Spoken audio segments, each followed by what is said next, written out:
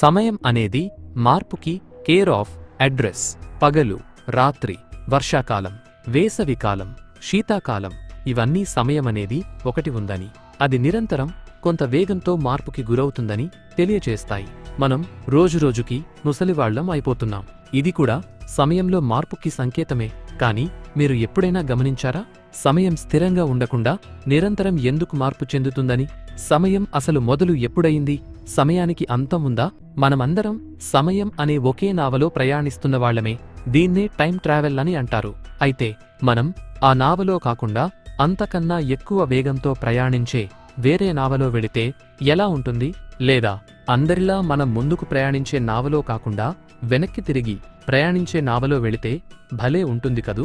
Time ట్రావెల్లోని 2 కాన్సెప్ట్లు కూడా ఇవే. మొదటిది ఫ్యూచర్లోకి వెళ్లడం. అంటే ఫస్ట్ ఎగ్జాంపుల్లో చెప్పానే, అందరికన్నా ఎక్కువ వేగంతో టైం ట్రావెల్ చేయడం.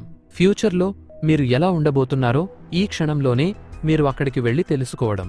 మరి అలాంటి నావను మించిన వాహనం నిజంగానే ఉందా? ఉంటే ఎక్కడ ఉంది? అసలు ఇది సాధ్యమయ్యే విషయమేనా? ఇక రెండవ కాన్సెప్ట్ గతంలోకి ప్రయాణించడం. అంటే సెకండ్ ఎగ్జాంపుల్లో చెప్పానే, అందరిలాగా ముందుకు కాకుండా వెనక్కి తిరిగి వెళ్లే నావలో ప్రయాణించడం. మరి అలా వెనక్కి తిరిగి ప్రయాణించే నావ మనకి ఎక్కడ దొరకాలి? అసలు ఇవన్నీ అయ్యే పనులేనా? లేక మానవుడు ఊహాలోకంలో విహరిస్తూ అవివేకంతో వేసుకున్న పిచ్చి లెక్కలా? మన పురాణాలలో టైం ట్రావెల్కి సంబంధించిన విషయాలు ఏమైనా ఉన్నాయా? ఇంతకీ మన సైంటిస్టులు టైం ట్రావెల్ కాన్సెప్ట్ గురించి ఏమంటున్నారు? ఇలాంటి ఎన్నో విషయాలను మనం ఈ వీడియోలో తెలుసుకుందాం. మరి ఇంకెందుకు ఆలస్యం? Ladies and gentlemen, your attention please. This is Dr. Paspati Raj and welcome to my channel. ఒక అబ్బాయి తను లవ్ చేసిన అమ్మాయికి ప్రపోజ్ చేద్దామని అనుకుంటున్నాడు. సాధారణంగా లవ్ ప్రపోజ్ చేసే ముందు అందరికీ చాలా భయంగా ఉంటుంది. ఆ భయంలోనే మన మెదడు ఆలోచించడం మొదలు పెడుతుంది.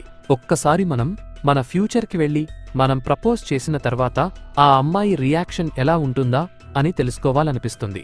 కాని ఆ ఆలోచన ఒక కలగానే మిగిలిపోతుంది. మనము అప్పుడప్పుడు జీవితంలో చాలా తప్పులు చేస్తుంటాం.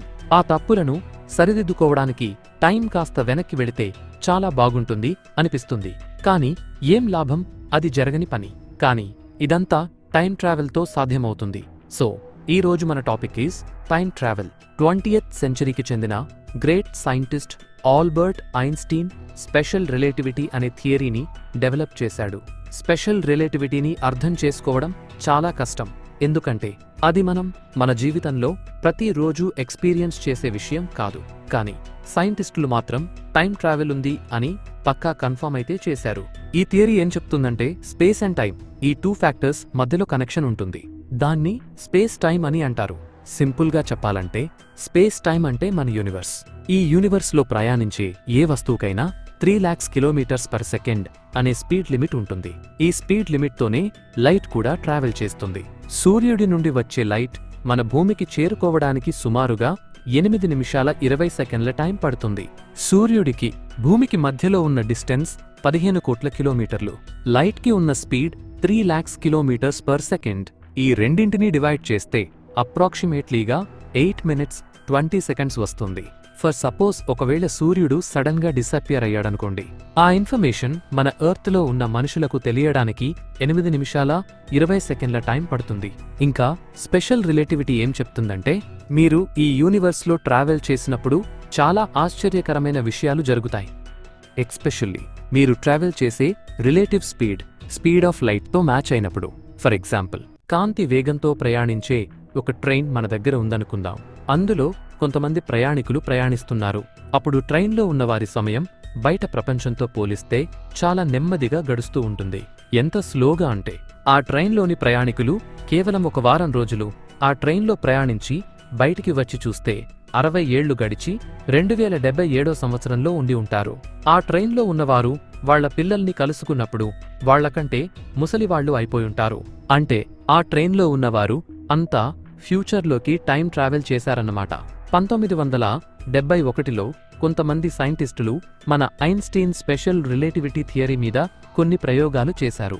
సైంటిస్టులు భూమి మీద మరియు ఒక ప్లేన్లో ఒకే రకమైన 2 సూపర్ ఆక్యురేట్ అటామిక్ క్లాక్స్ ని పెట్టారు. ఒక క్లాక్ ని భూమి మీద ఉంచి ఇంకొక దాన్ని ప్లేన్లో మొత్తం 2 రౌండ్లు భూమి చుట్టూరు తిరిగి వచ్చారు. తరువాత ఈ 2 వాచెస్లోని టైంని కంపేర్ చేస్తే వాటి మధ్యన వచ్చిన వ్యత్యాసం బిలియన్త్ ఆఫ్ సెకండ్స్లో ఉంది. ఇప్పటి వరకు అతను తిరిగిన vehicle speed 17,500 miles per hour. అతని సమయానికి మన సమయానికి వచ్చిన వ్యత్యాసాన్ని టైం డైలటేషన్ అని అంటారు. ఇంత కష్టమైన థియరీని ఇంత ఈజీగా అర్థమయ్యేలా చెప్పినటువంటి మన ఐన్స్టీన్ బుర్రకి మనమందరం హ్యాట్స్ ఆఫ్ చెప్పుకోవాలి. ఫ్యూచర్లో ఏమో గాని ప్రస్తుతానికైతే అలాంటి టైం మిషన్ తయారు చేయడం మాత్రం అసాధ్యంగానే కనిపిస్తుంది.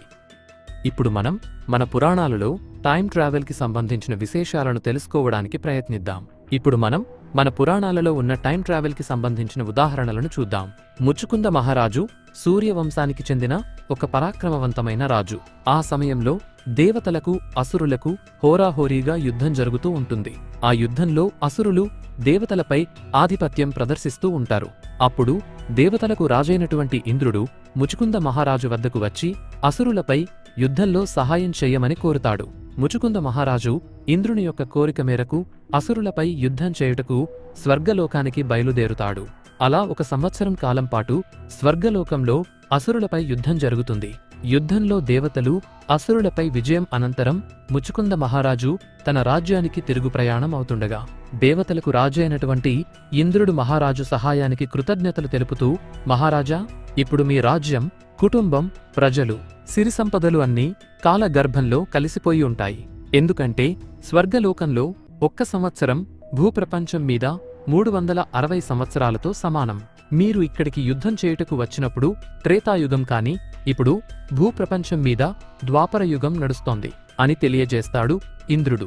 టైం ట్రావెల్ అనే కాన్సెప్ట్ని మన పురాణాలలో మహాభారతంలో ప్రస్తావించడం గొప్ప విశేషం. సూర్యదేవుని పుత్రుడైన వైవస్వత మను 14 మనుల్లో 7వవాడు. ఈయన సంతతికి చెందిన వారమే మనమంతా. అందుకే మన అందరికీ ఈయన పేరు మీద మానవులు అని పేరు వచ్చింది. ఈ రాజకుమారుడే ఇక్ష్వాకుడు.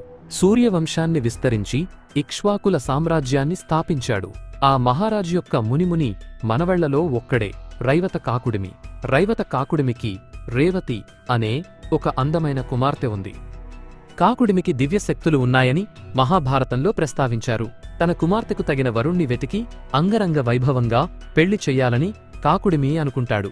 అలా కొంతకాలం వెతికి చివరికి తన కుమార్తెకు తగిన వరుడు ఈ భూప్రపంచంలోనే ఎవరూ లేరని ఒక నిర్ణయానికి వస్తాడు.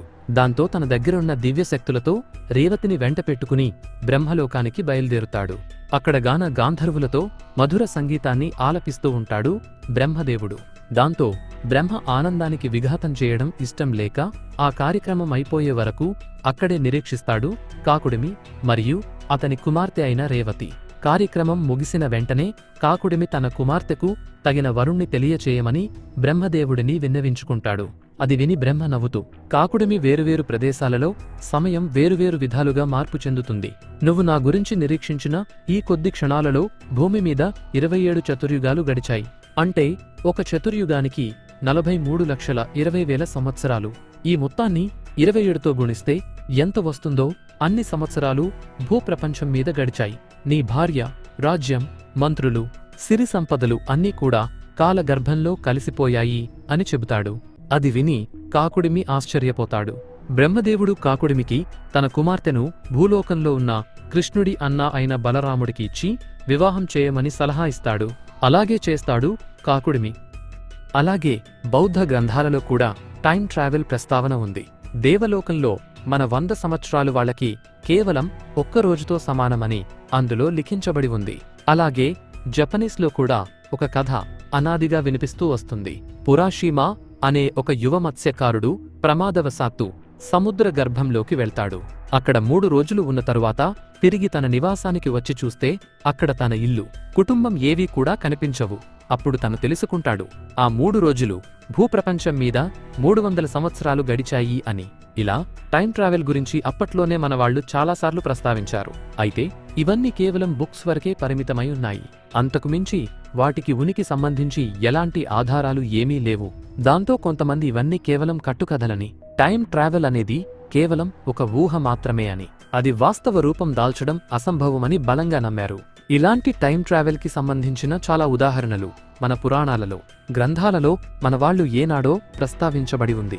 ఈ వీడియో ద్వారా మీరు మన పురాణాలలో టైం ట్రావెల్కి సంబంధించిన కొత్త విషయాలు తెలుసుకున్నారని ఆశిస్తున్నాను. ఈ టాపిక్ మీద మీ అభిప్రాయాలను కింద కామెంట్స్ రూపంలో షేర్ చేసుకోండి. మీకు నా వీడియో అండ్ నా ఎక్స్ప్లనేషన్ నచ్చినట్లయితే ప్లీజ్ లైక్ అండ్ షేర్. రెగ్యులర్గా నా వీడియో అప్డేట్స్ కావాలనుకుంటే మాత్రం తప్పకుండా నా యూట్యూబ్ ఛానల్ని సబ్స్క్రైబ్ చేసుకోవడం మాత్రం మర్చిపోకండి. అలాగే పక్కన కనిపిస్తున్న గంట సింబల్ని నొక్కినట్లయితే నేను ఎప్పుడు నా కొత్త వీడియోని అప్లోడ్ చేసినా అది మీకు నోటిఫికేషన్ రూపంలో మీ మొబైల్కి వస్తుంది. Thanks for watching and thank you all.